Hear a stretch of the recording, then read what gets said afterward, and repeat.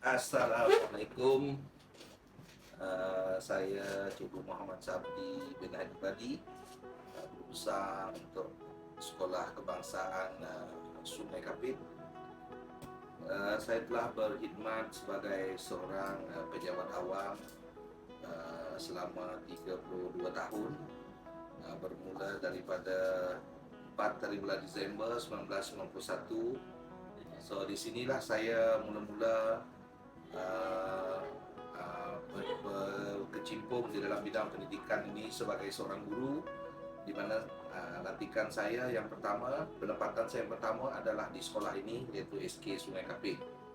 Dan saya telah dilantik menjadi guru pada 1 di bulan Januari 1992. Selepas itu saya dipindah ke Pusat Kegiatan Guru Daerah Kapit sebagai penyelaras Pusat Kegiatan Guru sehingga tahun 2023, di mana pada masa itu saya telah dilantik sebagai penolong kanan co-curriculum di sebuah sekolah pedalaman, yaitu SK Nanga Antaro, sehinggalah ke tahun 2008. Pertengahan tahun 2008 itu saya dipindah ke Pejabat Pendidikan Daerah Kapit sebagai penolong penyelia unit pendidikan Islam.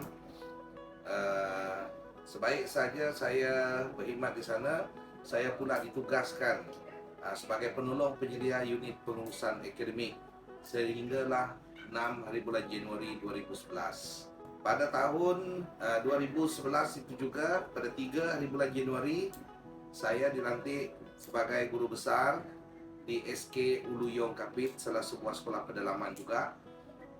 Pada Januari 2019, saya dipindah ke SK Sungai Kapit, juga menjawat jawatan sebagai guru besar, di mana sekolah ini adalah merupakan sekolah grade A. Enrollmentnya adalah 420 orang murid, manakala untuk asrama kita ada 90 orang murid. So keseluruhan staff kita ada 33 orang staff akademik dan 12 orang AKP. So keseluruhannya kita ada 45 orang staff.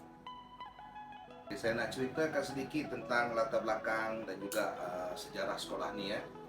So sekolah ini ditubuhkan pada 1 Januari 1972 di dalam kawasan seluas 9.96 ekar.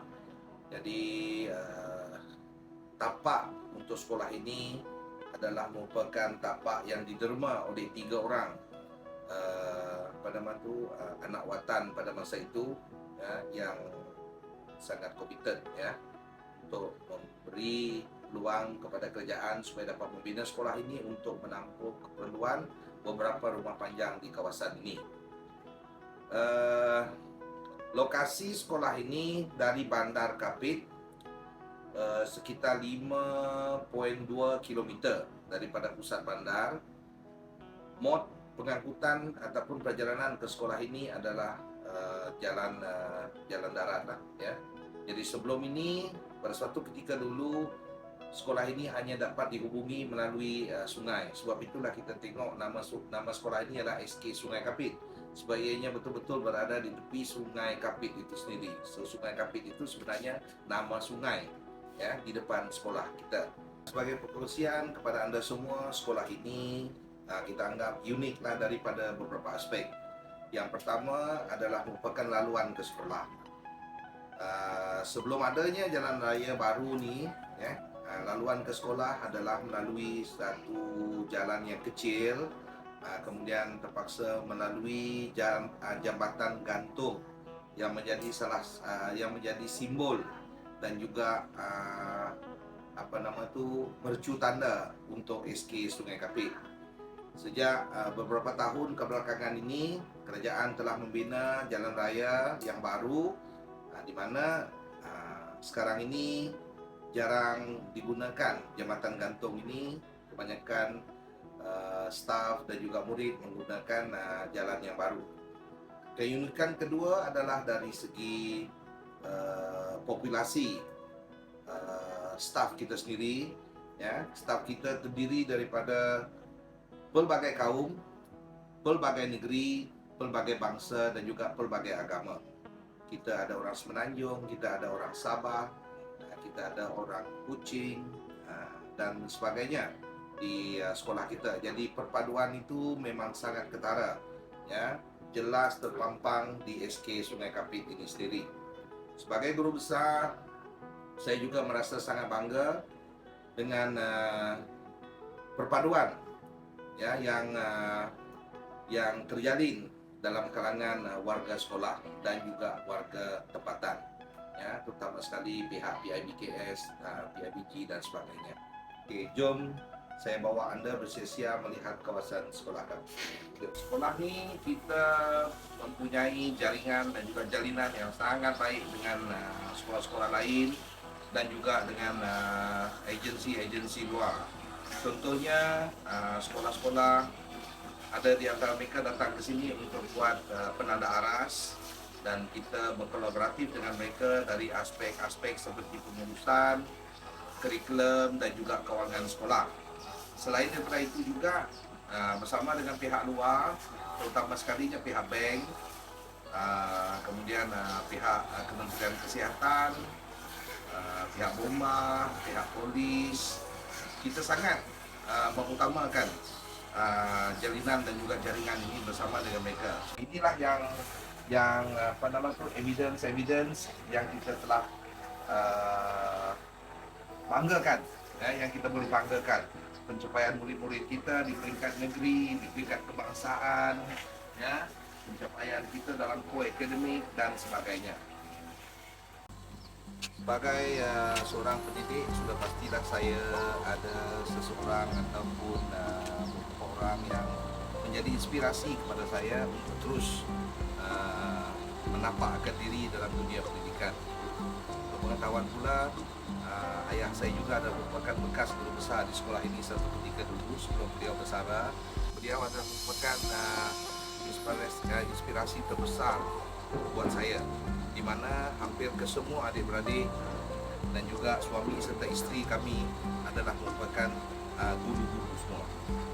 So, selain daripada itu, dari segi aspek kepimpinan, tokoh-tokoh negara ulung adalah merupakan inspirasi saya. Bagaimana cara kita mentadbir dan sebagainya banyak dibimbing oleh pihak IAB, banyak dibimbing oleh pihak JPN dan juga banyak dibimbing oleh pihak PPD serta rakan-rakan pengetua dan juga guru besar cemerlang daripada sekolah-sekolah lain di luar daripada kawasan Kapit. Kita juga mempunyai hubungan rapat dengan sekolah-sekolah yang berprestasi tinggi seperti ini demi untuk menjadikan SK Sungai Kapit ini sebagai salah sebuah sekolah yang disegani suatu hari nanti. So, visi untuk sekolah ini tidak lain tidak bukan menjadikan ianya sebagai sebuah sekolah yang berprestasi tinggi dan juga menang dari segi pendigitalan sekolah itu sendiri. Saya juga ada merupakan guru besar pertama yang mendapat sertifikasi daripada Google Malaysia, ya, di mana pada masa itu kita terpaksa menduduki ujian khusus dan sebagainya untuk mendapat pengiktirafan sebagai Google Certified Trainer.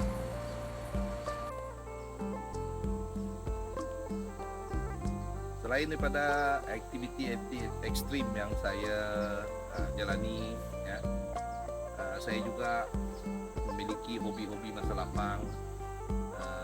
Yang paling saya suka adalah bercucuk tanam, terutama sekali bunga. Saya lebih kepada bonsai dan juga bunga kertas. Ya, sebab itu di sekolah ini pun saya sendiri yang menjaga dan juga membentuk bunga kertas dan juga tanaman-tanaman lain. Ya. Selain daripada itu, saya juga amat berminat memasak. Ya, hobi utama saya kalau dekat rumah hujung minggu adalah memasak bersama dengan keluarga. Sebagai seorang pemimpin, kita haruslah memiliki karakter-karakter yang pelbagai.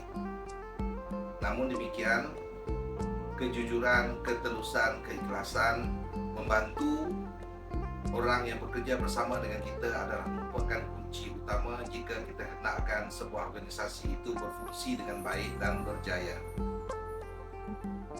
Pesanan saya kepada Anda di luar sana, terutama sekali golongan pendidik, Anda adalah merupakan masa depan negara. Sekiranya Anda tidak ambil peluang ini untuk memberi peluang kepada diri Anda itu untuk menjadi seorang pemimpin, Anda sendiri tidak akan tahu di manakah keupayaan Anda. So, akhir kata daripada saya, nak memimpin, pimpinlah diri sendiri terlebih dahulu.